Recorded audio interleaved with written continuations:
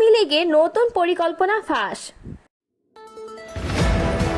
কাউকে হাসিনা থেকে খুনি হাসিনা হতে দেয়া যাবে না বলেছেন সার্জিস আলম। এটিএম আজহারের খালাস উদযাপন করায় এনসিপিকে বর্জনের ঘোষণা সায়ানের। এতক্ষণ শুনছিলেন সংবাদ শিরোনাম, এবারে বিস্তারিত। জাতীয় নাগরিক পার্টির উত্তরাঞ্চলের মুখ্য সংগঠক সার্জিস আলম বলেছেন, একটা মানুষ খারাপ হতে হতে কি হয় তা আমরা হাসিনার কাছ থেকে দেখেছি। কাউকে হাসিনা থেকে খুনি হাসিনা হতে দেওয়া যাবে না। আগামীর বাংলাদেশ বিনির্মাণে দুর্নীতি, অন্যায়, অবিচার, হত্যা, গুম বন্ধে সবাইকে ঐক্যবদ্ধভাবে রাজনীতি করতে হবে এবং প্রতিরোধ গড়ে তুলতে হবে। আর ফ্যাসিস্ট নয় কোনো তাবেদারের তাবেদারি। আগামীর নির্বাচন হওয়া উচিত ফ্যাসিবাদের দোসরদের মূলোৎপাটনের নির্বাচন। মঙ্গলবার রাতে দিনাজপুরের পার্বতীপুর বাস টার্মিনালের গোল চত্বরের এক পথসভায় তিনি কথা বলেন। পরে বুধবার দিনাজপুরে কয়েকটি পথসভায় সার্জিস আলম বলেন, স্বাধীনতার 54 বছর পরও ভোটাররা মার্কা দেখে ভোট দিলে বাংলাদেশের পরিবর্তন খুব বেশি সম্ভব নয়।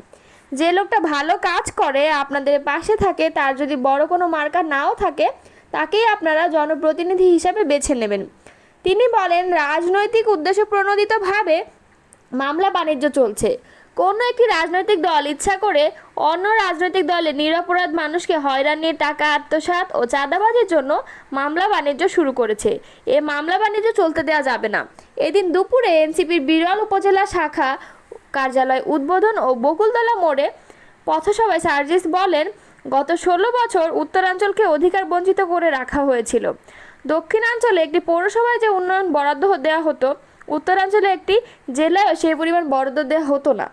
দক্ষিণাঞ্চলে একটি এক্সপ্রেসওয়ে করতে যে পরিমাণ বরাদ্দ দেওয়া হতো, উত্তরাঞ্চলের পুরো রংপুর বিভাগে সেই পরিমাণ বরাদ্দ দেওয়া হতো না।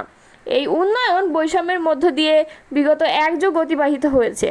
তিনি বলেন, উত্তরাঞ্চলে কোথায় কি সমস্যা সেগুলো রাজপথ থেকে মাঠে ঘাটে হেঁটে দেখে সমস্যা থেকে উত্তরণের জন্য আমরা সংশ্লিষ্ট মন্ত্রণালয়ের উপদেষ্টার কাছে বলবো। তিনি বলেন, আমরা আমাদের জায়গা থেকে মনে করি আগামীর বাংলাদেশে যারা নেতৃত্ব দিতে চায় তাদের আগে দেখতে হবে মানুষ কি চায়। সার্জিস ছাড়াও পথসভায় এনসিপির কেন্দ্রীয় ও স্থানীয় নেতারা বক্তৃতা দেন। বিনোদন জগতে সঙ্গীতাঙ্গনে জনপ্রিয় সঙ্গীত শিল্পী ফারজানা ওয়াহিদ শায়ান সামাজিক মাধ্যমে নিজের ফেসবুক আইডিতে একটি স্ট্যাটাস দিয়েছেন। জাতীয় নাগরিক পার্টির সমালোচনা করে তিনি ক্ষোভ প্রকাশ করেছেন। বুধবার 28 মে দুপুর 1টার দিকে ক্ষুব্ধ প্রতিক্রিয়া জানিয়ে তিনি স্ট্যাটাসটি দিয়েছেন। এনসিপিকে উদ্দেশ্য করে সঙ্গীত শিল্পী ফারজানা ওয়াহিদ শায়ান লিখেছেন, এনসিপি যে ওই জায়গাটা ধরতে পারেনি তা তাদের বুদ্ধিমত্তার নির্দেশক। তারা নতুন দেশ গড়ার কথা বলে নিজেদের ভোটের জন্য জামায়াতকে বুকে টেনেছে বলে মনে হয়। আবার তাদের আরেকটি সঞ্চয় হলো আওয়ামী ঘৃণা। তিনি বলেন, আজকে দেশে অনেক অন্যায় ঘটছে, তাদের সেসবে হেলদোল নেই, কিন্তু জামায়াত আর আলবদরকে ভালোবাসায় তারা আগুয়ান। ধন্যবাদ এই স্বচ্ছতার জন্য। এই সঙ্গীত শিল্পী বলেন, জামায়াতের সঙ্গে হাত মিলিয়ে কোলাকুলি করে ভোটের রাজনীতি করতে গিয়ে এই দেশে কিছুদিন আগেই একটা বড় দলের ত্রাহি মধুসূদন দশা হয়েছিল। আওয়ামী এমন নতুন ধারাবাহিক গুরুতর পাপকর্ম করেছে দেশের মানুষের বিপক্ষে যে সেই দলের গুরু পাপকে ভুলিয়ে দিয়েছে প্রায়। নতুন দল এনসিপির সার্জিসরা, হাসনাতরা প্রথম থেকেই তাদের রাজনীতি পরিষ্কার করে দিয়েছে। তিনি বলেন, ধন্যবাদ, সেই হিসাবে দেশের মানুষের, আমাদের মতো সাধারণ মানুষের অনেক সুবিধা হলো। দিনের শেষে ভোটেই তো দাঁড়াতে হবে আপনাদের। জামায়াতকে বুকের সঙ্গে আগলে রেখে রাজাকারের বেকসুর খালাসকে উদযাপন করে আপনারা আমাদের ভোট চান? বিবেকবান স্বাভাবিক সাধারণ মানুষের। শায়ান বলেন, 71-এর পর জন্মেছি বলে কি জামায়াত চিনি না, আলবদর চিনি না, বীরাঙ্গনার ব্যথা বুঝি না? এই দেশের ছোট বাচ্চারাও ইতিহাসবিদদের মতো দিন তারিখের রেফারেন্স দিয়ে জামায়াতের জন্ম ইতিহাস বলতে পারবে না হয়তো, কিন্তু জামায়াত কি, তাদের আদর্শ কি, তারা এই দেশের মানুষকে নিয়ে কি করতে চায় তা আজকের সকালে জন্ম নেওয়া বাচ্চাটাও কালকে বিকালের মধ্যে শিখে যায়। তিনি আরও বলেন, আমি প্রতি মুহূর্তে নিজের রাজনীতিকে পরিবর্তন করার পক্ষে। আজকে যাকে ভালো লাগছে কালকে তাকে ছুঁড়ে ফেলে দিতে দ্বিধা করি না মাটির প্রশ্নে। সেই হিসাবে আমরা রাজনৈতিক ঈমান খুব তরল এবং সেটাই আমি চাই। এ সঙ্গীত শিল্পী বলেন, নাহিদরা যখন বুক পেতে দিয়ে গিয়েছিল গত জুলাইতে, ওদের জন্য ভালোবাসা ছিল, সমর্থন ছিল, সেদিন সেটাই ছিল আমার রাজনীতি। ওদের সেই মৃত্যু মুখে দাঁড়ানো সেটাকে সেই সময়ের সত্যিকারের দেশপ্রেম আর মানুষের প্রেম, মাটিপ্রেম মনে হয়েছিল। তার জন্য আমি একটুও দুঃখিত হব না কোনো দিন। আমার সেই দিনের সমর্থনের জন্য আমি কোনো দিন অনুতপ্তও হব না, নেভার। সায়ান বলেন, গত কয়েক মাসে তাদের অনেক আচরণ, অনেক কিছু দেখতে পাচ্ছি। আজকে সেই একই দলের ছেলেমেয়েরা যে আজহারের বেকসুরের খালাসকে উদযাপন করলো, আনুষ্ঠানিকভাবে তাদের সমর্থন করলো, তা আমি, নাদিরা এবং ইয়াসমিনের অন্যায়ভাবে বদলির বিরুদ্ধে একটা কথাও বলল না। এই দেশের একজন মানুষ হিসেবে এটাই আমার আপাতত রাজনীতি যে এরপরই নতুন দলটিকে আনুষ্ঠানিকভাবে আজকে থেকে বর্জন করলাম। তিনি বলেন, এইটুকু করার কথা ভেবেই নিজের অশান্ত মনকে আমি খানিকটা শান্তি দিতে পেরেছি।